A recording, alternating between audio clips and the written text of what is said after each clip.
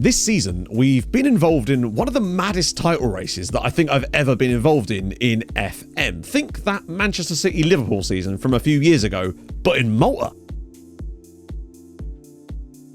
To relax after this wild season, we're engaging in a little bit of summer transfer activity live over on stream right now, so join us over there after you've caught up over here. The VODs of all the streams can be found on the second channel, which is linked in the description. They go out the day after every stream. You know the drill by now. And apologies that uploads on this channel so far in 2024 have been few and far between, this one being the first one of them. I'm still hard at work on the biggest video project for FM that I've ever made by a comfortable distance. I'm hoping to have that out for the end of the month.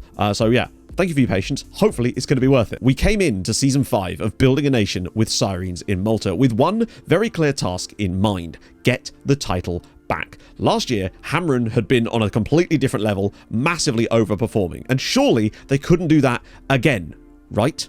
There was also the little matter of us trying to plow through the early rounds of the Europa Conference League qualifiers to try to actually get to the league phase for once, to keep the club afloat, frankly, and help progress the Maltese League a little bit more, since that is the entire goal of the save. Now, naturally, as always, we've been insanely busy in the transfer market, as this year we actually had a little bit of cash to spend and wouldn't have to rely solely on free transfers and these amateur players. But before we get into any of that, there have actually been a few outs this time around, and we've managed to make, would you believe it, a tidy profit on a player or two. Our first out may well surprise you, and that is star man of last season, Thomas Randrup. Now, there's a bit of a story to this, and it's not a transfer that we really wanted to make, but we almost had to. So basically, at the end of last season, with us not winning the title, some of the players were a little bit annoyed about that. Most importantly, Thomas Randrup. And he came to us and basically said, "Why didn't we win the league? You better promise me that we're going to win the league next year." So naturally, we did exactly that to appease him and the rest of the squad, knowing full well that we'd probably get a chance to do that, although more on that in a bit. However, he had 1 year left on his deal at the club, and when it came time to offer him a new contract, which we wanted to do with a year to go, he wouldn't do so because he was unhappy at the club because the promise had not yet been fulfilled.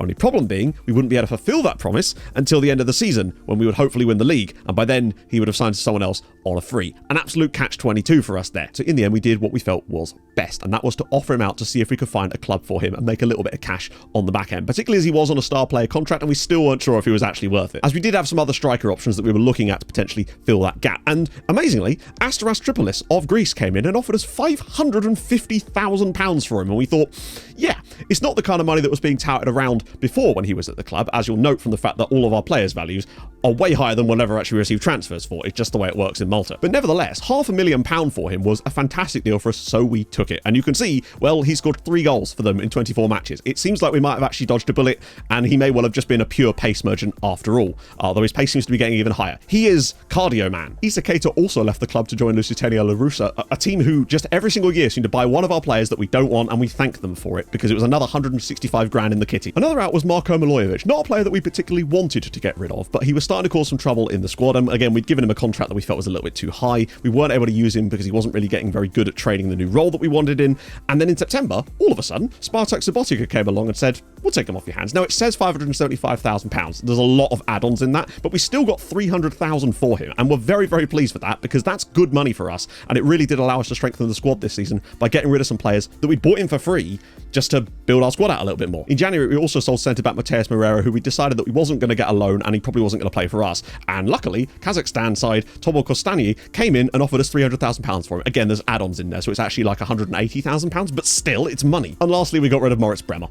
We knew that he was a bit of a mistake for us anyway. We'd offered him way too much money, and he just never seemed to perform the way we wanted, so we were able to get him off of our bill in January for, again, not £350,000, but there's add-ons there if he plays enough games and maybe gets an international call-up, which I think is very unlikely, that will see that rise from about 160 to the main figure. But it's still good money for us, and it allowed us, like, I think it was nearly £1 million in extra transfer budget, which was great because we were able to spend a little bit of that this time around. So let's get into how we spent it. But before we do so, a little clip from the streams just to explain something about our transfers. Hi YouTube, this is solely for you, just to sort of make a point of the fact that although in the videos I tend to show that we have these fantastic players that we're getting on really cheap wages, it's because we go through about 1,000 players a year looking for players for those specific requirements, and a lot of those guys don't get shown for the reasons that we don't sign them. But as you can see at the moment, we have currently got 381 players on our scouting assignments list, Usually this is up to about 700 to 800 in any given year, and that's part of the reason why, particularly with our large database size on top of that as well. Thanks, past me. I feel like I should add to this now that I had some comments on the last video about the fact that we were able to get players on really, really low wages.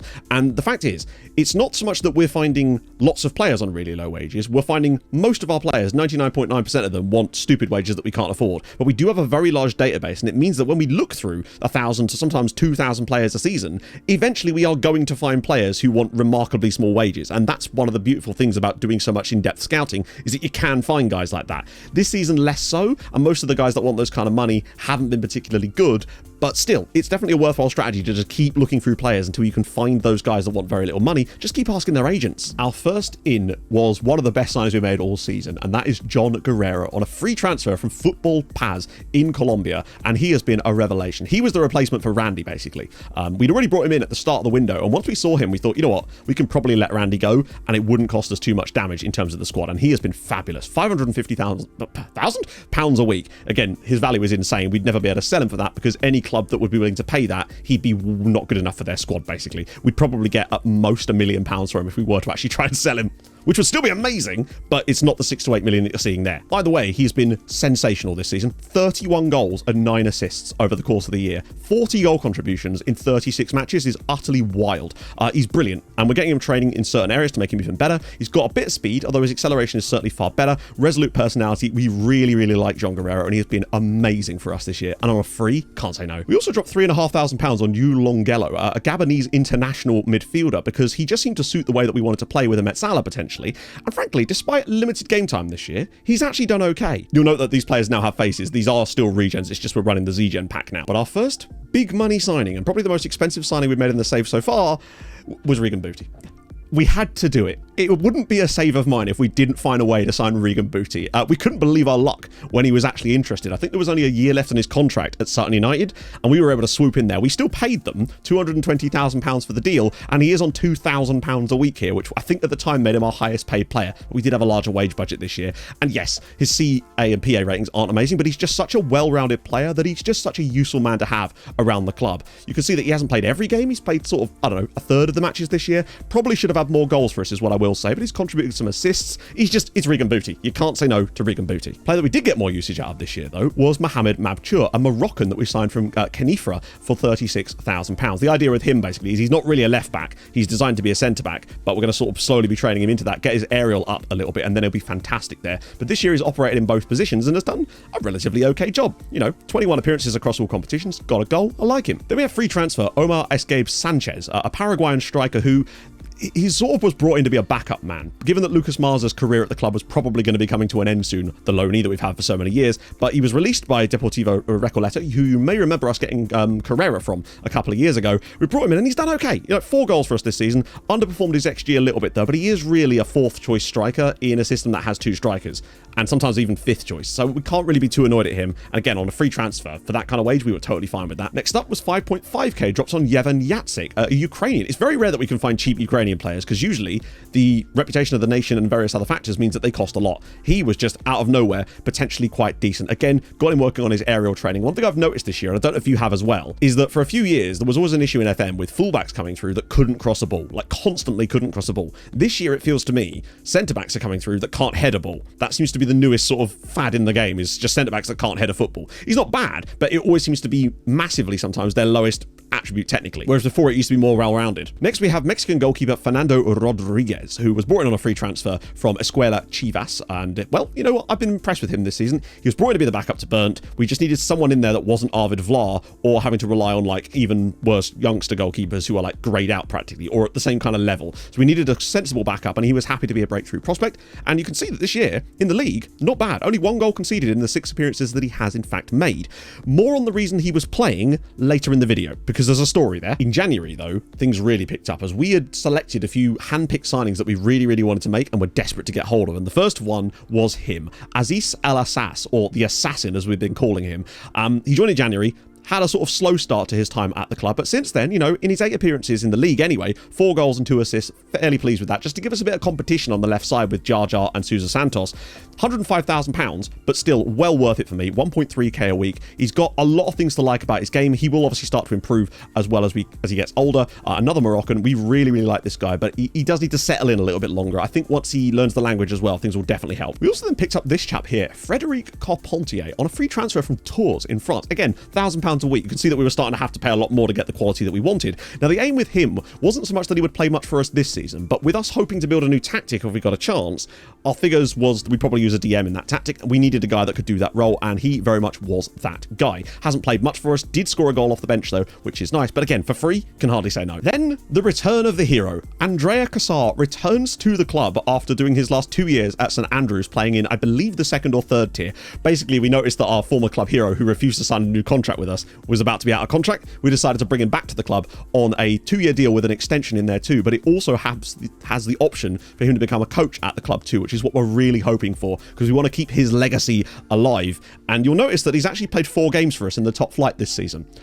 And you think, hang on, he's your 4th choice keeper. How did that happen? Again, there's a goalkeeping situation, which we'll discuss later. It involves this man here. We also spent £83,000 on Bokar Kasama. Now, part of the reason you're seeing some more interesting nationalities in some of these transfers is because we decided to take a different tact with our scouting this year upon what we were already doing with the recruitment focuses and the amateur scouting. So something I forgot to mention in that scouting guide video I made at the start of the game cycle was that something I like to do occasionally, especially when you're managing in a team in a league like Malta where any players can make a serious impact in your team, is just go to the scouting screen. I'll show you now, actually. Go into here and just set it up for any player who's 18 or under who has an international cap. And what that will get you is usually players from insanely small nations that have got international caps. But occasionally, you'll find a player that's either really good from one of those nations, because it can happen, or you'll find a player that's surprisingly in a national team of a decent enough nation, and you're like, oh, we might be able to get him quite cheap. And that's what we've been doing a little bit this year, and actually picked up some quite fun players in the process, including our Bissau Guinean midfielder here, Bokar Kasama. Now, I suspect he's another one of these players that might not last very long at the club. He's on 2.2k a week. He's a star player, and I just don't think he's actually that good.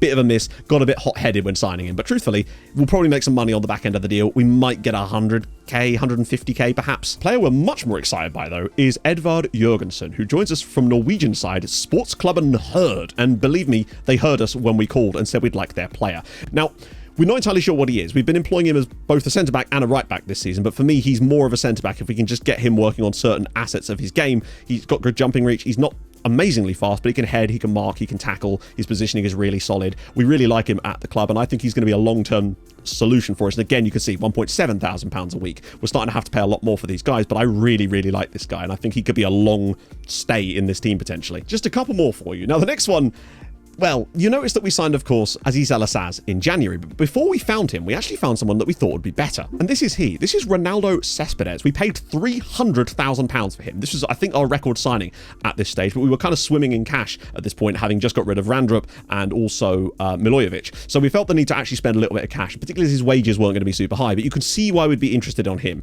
On that left side, good on both feet, not the quickest, but still decent, can dribble, has high determination, he's aggressive, decent first touch, his work rate is solid, great technique as well. The hope was that he would really revolutionize that side of the pitch and give Jar Jar and also El-Assaz a chance to really get some competition for their places there. Didn't quite go so well though when this happened 20 minutes into his debut. I wanted to see what Cespedes could do.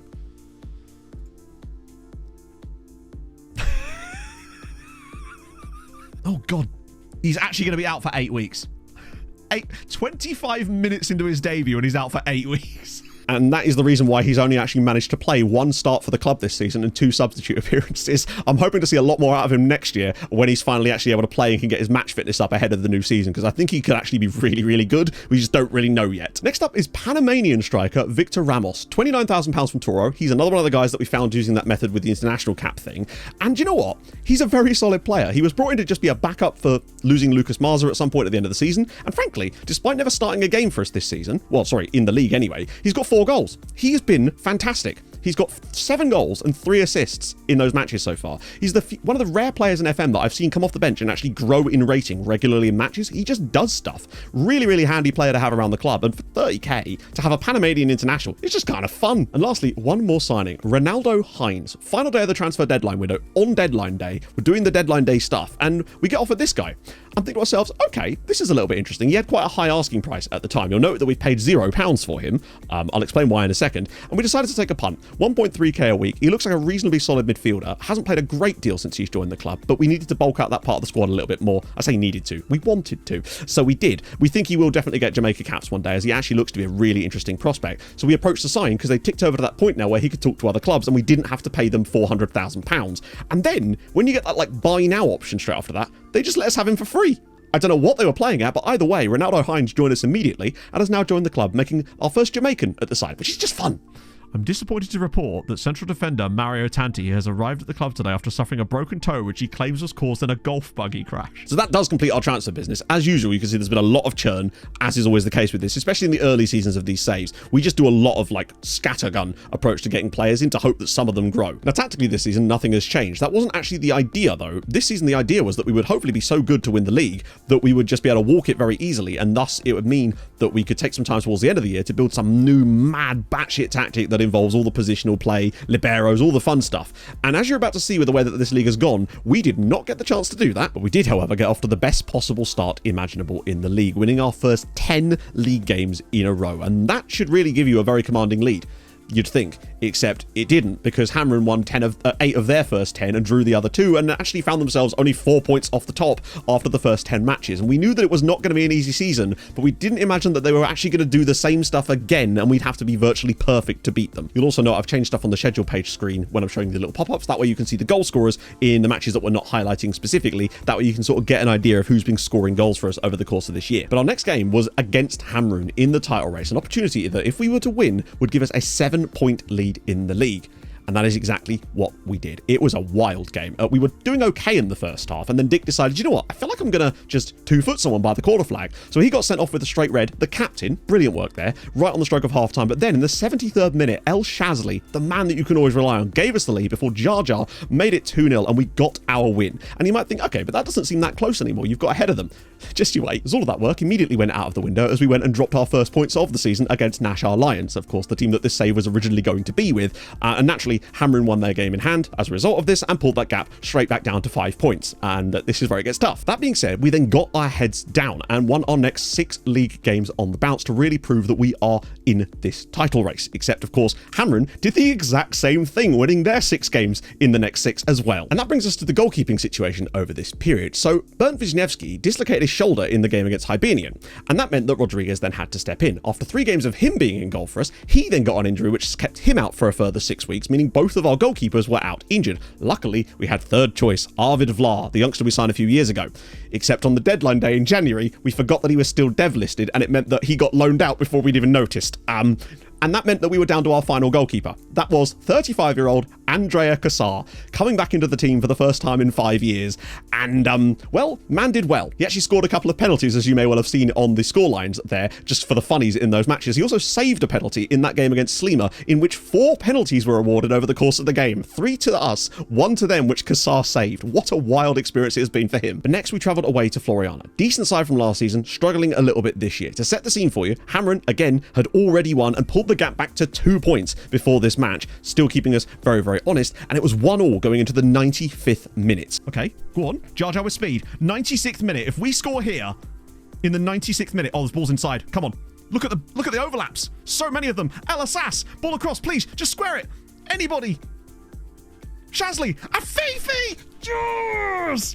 So yeah, we triumphed. Afifi is an absolute hero, and it was Kellyan Hamadi, our former player that we had on loan from these guys earlier in the save, that got their goal, but it kept us 5 points clear as Hamron would not go away. It was wild. They would always be playing before us on the weekend, and it meant that they would almost always pull that gap back to 2 points right before we played, and the pressure just never relented. We then just kept on winning, adding 3 more wins on the bounce to take our winning run to an insane number at this point. And more importantly, Hamron finally dropped points for the first time since we'd played them, which which was literally like 3 months prior to that with a draw against Nashar. They took points off of both us and Hamrun this season, and that then gave us a 7-point lead at the top. And the best thing is, our next game was away at Hamrun, and it meant that if we were to win on their ground, we would be crowned champions on their pitch. Even a draw would basically do it because of the goal difference situation, but we wanted to win it properly. And that's exactly what we did. We went there and clapped them. Afifi, Ronaldo Hines, Assis Alassas with the penalty, and then Victor Ramos in the 83rd minute wrapped this game up and wrapped up the title with it. It then pushed the gap up to 10 points at this point. You can see that some of the injuries had sort of resolved themselves a little bit,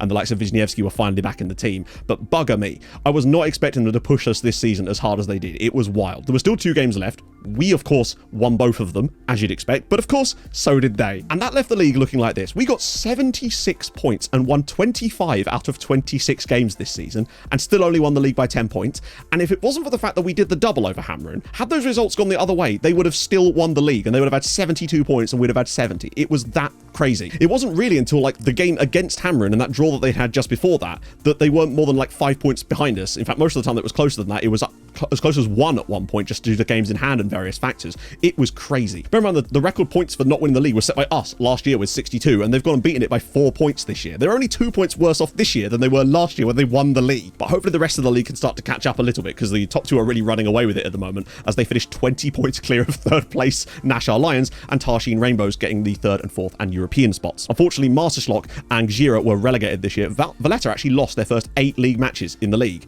obviously, but then somehow managed to pull it back over the next 18 matches to get themselves 27 points from that and end up surviving by 8 points. Wild season for them. On case you're wondering, in the second tier, teams coming up this year, it's going to be Luta and Goodyear United. Now, Goodyear have obviously been in the top flight before, but Luta, they come out of nowhere this year. They won the league by 14 points. They'd won this league with like 5 matches to spare. They actually sort of dropped off a little bit towards the end.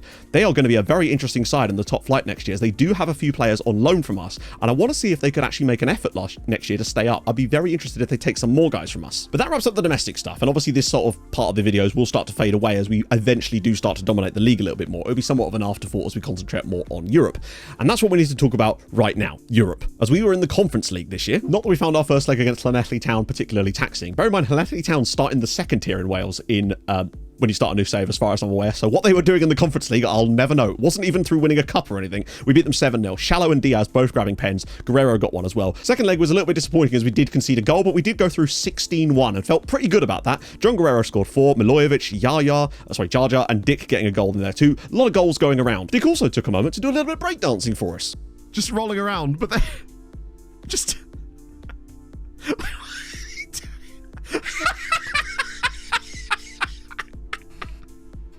Next up, we would play Debrecen. Not an easy tie, but a tie that we felt we could get through, given what we did to Ferencváros last season. But unfortunately, we got what we deserved in this game. They beat us 3-2 at home. Mark Leonard and Ronnie Chalot's goals weren't enough, as Donar Baranyi got one in the 94th minute to give them the win in Malta. And they deserved it. On the night, 3-2 is literally dead fair. So we had to go to Hungary with big missions, and we only went and bloody did it. Ronnie Chalot gave us the lead on 3 minutes to at least level the tie up. Then, Jean Guerrero made it 2-0 to us in stoppage time in the first half. Unfortunately, Debrecen then had a little bit of different ideas, as Mohamed Ali Ben Ramane got 2 goals for them in the second half to put them, I think it was 4-3 ahead at that point. But then in the 92nd minute, John Guerrero bailed us out to allow us to take it to extra time, and we managed to triumph on penalties in the end, with Bart saving, I believe, 2 of their 5 penalties. He was an absolute goat in the shootout, and it pushed us through to the next round of qualifying, where we would play Hajduk Split. It doesn't get any easier for us. And once again, we lost the first leg 3-2. Again, completely fair. Things just happen like that, unfortunately. But given that we were 3-0 down this one, and goals from Sousa Santos and John Guerrero in the 82nd minute, we were very, very fortunate to get back into this game, especially when you see the goal that John scored. But I feel like they've got the quality to play their way out of this. Oh my God! Do you know what?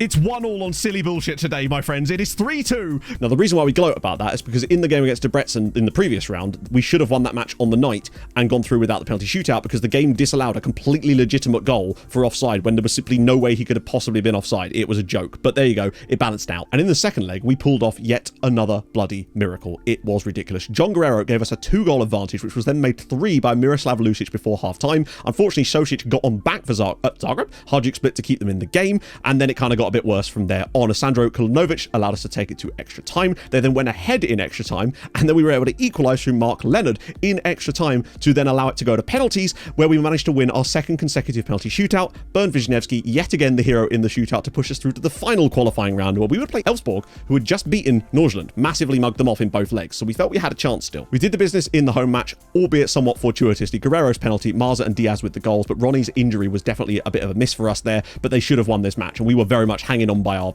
fingernails. And in the second leg, we just could not quite do it. We did score early in this one through John Guerrero. They got back into the match, and we actually took the lead again overall in the 78th minute. We'd also missed a penalty in this game too, but then two goals. I mean, you can see there, 76th, 82nd, 84th. Those two late goals absolutely sunk us, and it was enough to knock us out 6-5 on aggregate. We really hoped we could get through with another draw or another penalty shootout, but it wasn't quite to be. It's a shame. We were really hoping for some Europe this year, but it did allow us to focus on the league a little bit, and I hope that this year, now that we've won the league, we'll have a much better chance of getting into some competitions next year, because we go into the Champions League. One win in that first round. If we get a good round for that first draw in the Champions League this year, I think we'll be absolutely fine to get into the Conference League groups, because we'll go into the Champions path instead, and it's way easier. But all a bit of a shame, but never mind. That put the pressure massively on the other Maltese sides. Birkirkara handed an extremely tough draw in their very first round against Kazakh side Kairat. They managed to get a respectable 2-2 draw in the home match, but then lost 3-0 and were dumped out in the first round. Floriana got what we thought would be a much more favourable tie against Vikinger of the Faroe Islands, and then they managed to lose 3-1 at home to them before getting a draw away from home, but it wasn't enough. Vikinger actually went quite deep, didn't get all the way through, so we were a bit surprised by them, but nevertheless disappointed to lose 2 of them in the very first round. And that put all the pressure on Hamrin, who were of course in the Champions League. But despite a valiant effort against Universitatea of Romania, they did go out there and were unfortunately dumped straight down into the Europa Conference League qualifiers into the second round. But from there, they actually found it remarkably easy, clapping their way through, winning every single match over the next 6 games and scoring 27 goals against Murata and against Boltzverlag, and of course against Lincoln Red Imps in the playoff round to finally qualify for the Conference League group stages for the second time in the save for them. And they started off well with a 1-0 victory against Karabag in their opening match, and we thought, you know what, they've actually got some winnable games in here. Maybe they've genuinely got a shot at qualifying this time. And that's when it all kind of went off the rails, as they would lose their next 5 and end up coming 33rd in the league phase. This disappointed us a little bit because we felt that there was some potentially winnable matches in there. The only team that they actually beat was the only team that took 0 points. They were still a good 4 points away from qualifying. They would have needed to get a win against the other Azerbaijani side that were in there or something, but they just could not quite do it. But they're slowly getting there. At least they're actually qualifying for it. What we really need next year is for us to qualify, as well as them to qualify during the normal pattern. That would really start to shake things up a little bit and get those points moving. But despite all of that, it was still a solid season on points for us, as we got 3.5 points. So in the 3 years since we've been sort of competing in European competitions, we've got 4 points, 3.3 and 3.5, which is much, much better than the years we were seeing before. And it's all good progress, especially as the next 2 years is a 1.3 and a 1.1. And I think we could start to put down 4s or even 5s potentially over the next 2 years. And those sort of gains would push us all the way up to here and start to get us some real gains. I want to be top 30 over the next 2 seasons, potentially even higher up if things start to go wrong for some other nations in there too, because we've got to take points off someone, right? And that's definitely the plan for that. So we may well have only gained, I think, 2 places this year, but I think over the next 2 years, we're going to start seeing some massive gains as we start to grow. All of our players are so young, they're only going to get better, and we're going to keep finding more, and hopefully so will Hamroon, because they just will not stop spending. They're spending like 4 times what we are on their wage budget and the signings. They've got to go on £8,000 a week now. Youth intake, it's just nothing to show you. There was nobody in our youth intake that were worth keeping at all. And trust me, it'll be a blessed day when I can actually show you a youth intake and say, hey, look, a player that might be usable for any team in our league, but the infrastructure just isn't there, sadly, and neither is the youth level. Statistics for the season, though, I mean, the standouts are the 2 strikers. John Guerrero with 31 goals and 9 assists. He's been sensational. Like, he was always the leading goal scorer, but he was never really contributing many assists, and then he seemed to turn that on as well. But Ronnie Chalot has had the season that I wanted from him. 24 goals and 13 assists as well from striker. 37 goal contributions, and then, what was that? 40. So between them, 77 goal contributions over the course of this year in all comps is fabulous. Marza still got 10 goals with his loan, but his loan will expire this summer, and he will not be coming back because the club are annoyed at me because I didn't play him as much this year. We wanted to move away from having loans and try to work towards having our own players. Shazzy with another 9 is amazing. 6 assists too. Jar Jar with 9 assists and 8 goals. Again, he has really stepped up this season. You can see that from his progression chart. He's been getting a lot better this year, and is actually starting to become a real prospect in this team. Coincided perfectly with the arrivals of the 2 guys that we thought were going to replace him. You can see Dick with 15 assists in all competitions. He's a guy that we signed very early in this save, but he will not go away. He's the captain. He's a leader on the pitch when he's not getting red carded, and he just does things for us still. He's probably one of the older players in the squad, but he just does it. And Christian Rodriguez as well with 14 assists this season. The difference between him and Lucic is Lucic scores goals for us and provides the odd assist.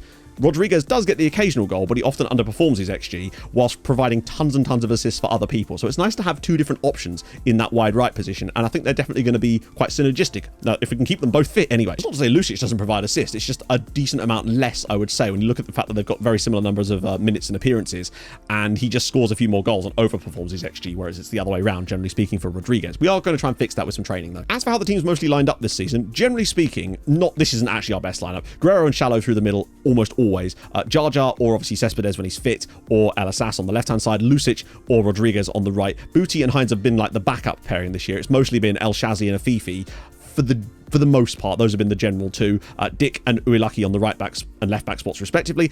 Over the latter half of the season, we've mostly been favouring a Jurgensen and Seifert pairing, usually this way round though, and obviously with Wisniewski in goal, just letting other people come in as and when they please. Victor Ramos off the bench a lot of the time. Carrera, he's been constantly upset, so we've been trying to not have him in the team all that much. Might look to sell him as well and just move some players around a little bit. Now, I realise I forgot to talk about the loan farm during the last one of these videos. Absolutely catastrophic from me there, so let's catch up. So we're currently rocking 29 players out on loan, and you can see there is some good quality players out on loan, certainly. I mean, we've got a 2-3-star player here, lots of 2.5-star guys. It has been much more of a difficult effort for us this year, though, getting loans out. For whatever reason, it's been more difficult. We suspect that basically the quality of the players we're bringing in are simply outpacing the clubs that we're trying to loan them to, and we have had a lot of loans rejected this year as well, which has been a real shame. Still, I've managed to get some loans out. I think we've added another 10 to it from what it was last year, but it's not moving at the pace I would have hoped, and that is a real frustration, so we may have to look for some different options to try to build either the loan farm itself or some different options to finance the other clubs with some other players. Not sure how we're going to go about that yet, but either way, we're hoping to get a few more guys out in the summer and see how it goes, because they are still coming in for them, but it seems to be a complete crapshoot as to whether the player actually accepts them and which clubs come in for them. Because, like, for example, Goodyear in the second tier took like 4 or 5 of our players on loan this year, but no one in the top flight really was, and none of the other teams in the second tier would do it, even better teams. So very, very interesting situation. Not really sure what the solution is, but we'll figure it out over time together. And finances, well, we're actually really good on finances now. 7.3 million in the bank. We've obviously lost money this year as a result of not playing in Europe. Technically that's this season, which is the new season. So we lost nearly £2 million last year, but you know, not playing in the group stages of anything will definitely do that to you. But still, we've got a huge transfer budget, just like we did last year. The wage budget is exactly the same, so we're going to have to dump a load of that into that as well. But I still feel like with the right transfer strategy this summer, we're going to strengthen this squad even further and hope to win the league at a bit more of a leisurely pace this year. Although it would be kind of cool if Hamren was still really good, because that would show to me that they're still going to be a challenger in Europe. They need to do well in Europe, we need to do well in Europe, and hope that Tarshin and Nashar can do the same. Not holding out hope for that, but if they could just get through 1 or 2 rounds of qualifying, those coefficient points could be crucial come the end of the season. So thank you for joining me today. Join us over on stream as we're doing all the general summer transfer goodies. Will be a little bit further along when you join us, because obviously I actually stopped the save a little bit sooner so we could get the stats and all that jazz. But yes, big video coming up at the end of the month. Join me for that. There might be another recap before then, depending on how things go, and I'll see you guys very soon. Drop a like if you've enjoyed the video, subscribe if you're new, and I'll see you guys very soon. Hold your gun, capybara, bye-bye.